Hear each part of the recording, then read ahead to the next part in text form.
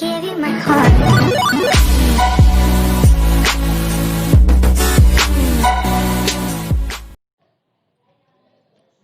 In this video you will learn about while loops, but firstly let's discuss about the important example of a for loop.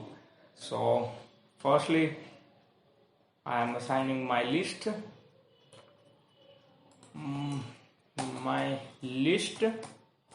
which is equal to, I am writing 1 to 10, like this, 1 to 9, yeah, 1 to 9. So now I'm assigning, say for let's talk for loop. So for element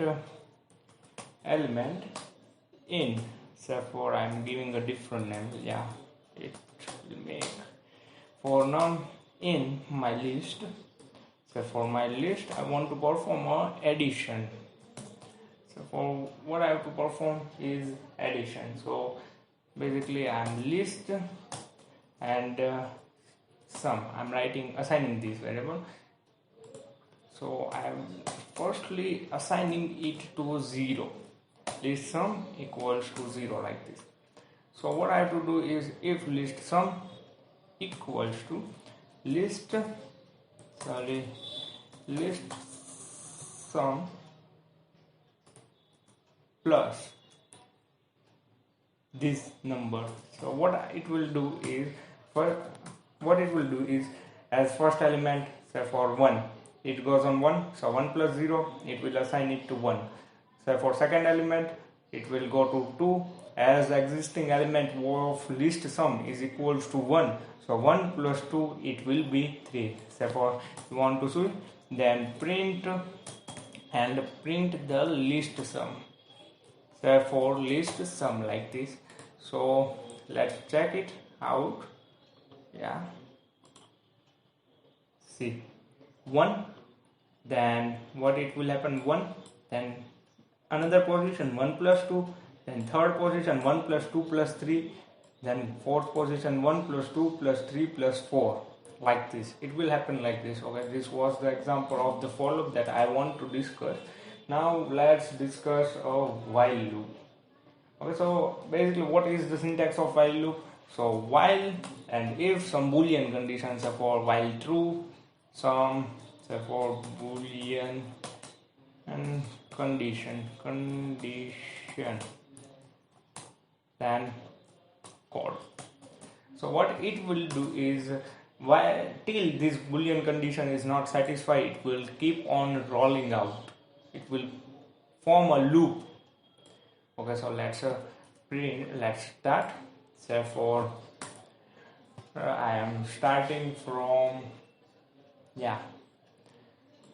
I'm firstly assigning x equals to 0. Then I'm writing while how much time I want to keep the loop going.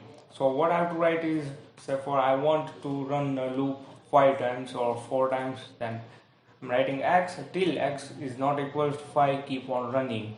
So what I have to print is print x, and print x like this, and as every loop I am extending it by 1. So x equals to x plus 1. So each time it runs, it will keep on adding 1 by 1. So for firstly it will print 0, then as one loop is over, it will extend by 1. So 0 plus 1 equals to 1, and it will print 1. Like this, it will keep on printing till 4, as it will equals to 5, and then it will break. So for like this, 0 1 2 3 4, and after 4 it will not print anything. Therefore I am writing a condition. Therefore if x equals to 4, x equals to 3, yeah, x equals to 3, then therefore if x equals to 3, then I want to break that loop, break the loop. So what it will print, what it will do is firstly starting with 0, it will print 0, then 1, then 2, and as it will be 3, then it will print 3, and then it will go in the if loop and it will break the condition. So that's the end of the loop, and it will not work further after that because we had cracked the loop. Okay, so let's see 0, 1, 2 and 3.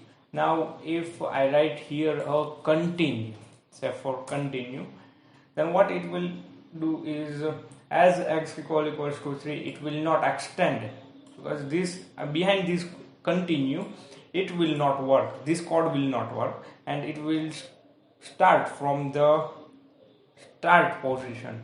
So for I am starting with 0, then it will 1, then 2. As 3 happens, it will not go here, it will not go down. What it will go is, it will from here it will go up like this. What it will print, say, let's say it's an infinite loop. Why? Because as x equals to 3, then it will continue. So what happens is, as 1, 2 and 3, as the 3 happens, it will continue, so it will go back, so it will not extend, so it will not extend by 1.